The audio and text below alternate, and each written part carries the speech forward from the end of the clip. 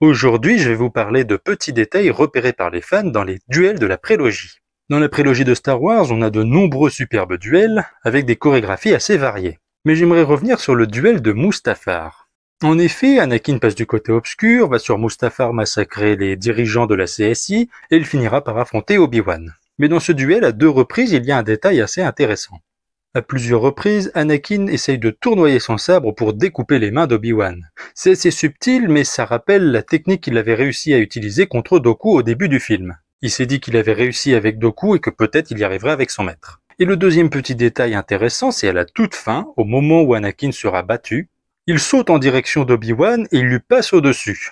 Et c'est à ce moment-là qu'Obi-Wan lui découpe les 2 jambes et un bras. Ce saut est quand même assez particulier et nous rappelle le saut que Obi-Wan a effectué dans l'épisode 1 pour découper Darth Maul. Il saute par-dessus son adversaire puis le découpe par surprise. Est-ce que c'est volontaire de la part de George Lucas d'avoir mis en scène la fin du duel comme ça?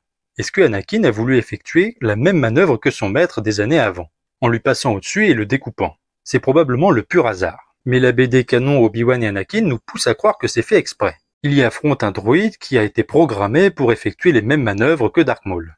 Et on peut y découvrir qu'Anakin utilisera la même technique qu'Obi-Wan a effectuée quelques années plus tôt pour battre le droïde. Est-ce que c'est une manière de nous montrer qu'Anakin s'inspire beaucoup de son maître pour battre ses adversaires? C'est très fort probable.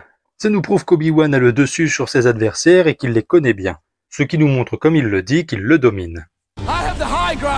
Un autre détail assez subtil que l'on peut retrouver dans la série Star Wars Rebels. Dans le dernier combat que Darth Maul va avoir contre lui, on y découvre qu'Obi-Wan y était préparé depuis longtemps.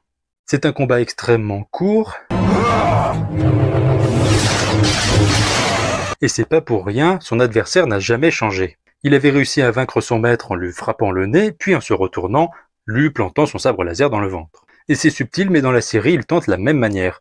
Il avance son sabre vers le visage d'Obi-Wan pour tenter de l'assommer. Mais comme avec Anakin, Obi-Wan connaît son adversaire, et il avait prévu tout ça, mettant fin à la vie du Seigneur Sith. Obi-Wan a très souvent maîtrisé ses duels. Dans la série Kenobi, il finira par dominer encore une fois Dark Vador. Et lors de son dernier duel, il se sacrifiera pour pouvoir aider Luke plus tard. Alors qu'il ne nous est pas montré que Dark Vador avait le dessus. Il l'a juste fait pour aider son élève plus tard. Voilà, si cette vidéo vous a plu, n'hésitez pas à vous abonner à ma chaîne YouTube Curlon et que la force soit avec vous.